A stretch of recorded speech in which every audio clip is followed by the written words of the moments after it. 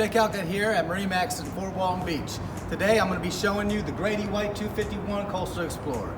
This center console is perfect for fishing in the bay or going offshore on those fine to moderate days.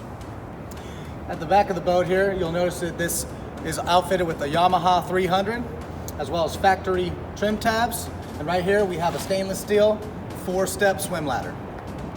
Here at the helm, we've added a few special features here with the wireless phone charger. We have the Simrad GPS and fish finder, Simrad VHF. There's a very ergonomically designed for your switches right here, right in front of you, as well as a Fusion stereo system and digital throttle and steering.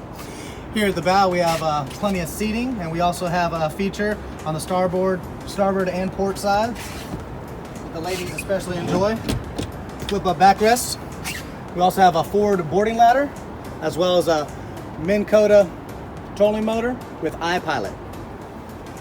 If you're interested in this boat or any other boat, contact me, Jay Calcutt, at 850-225-9797.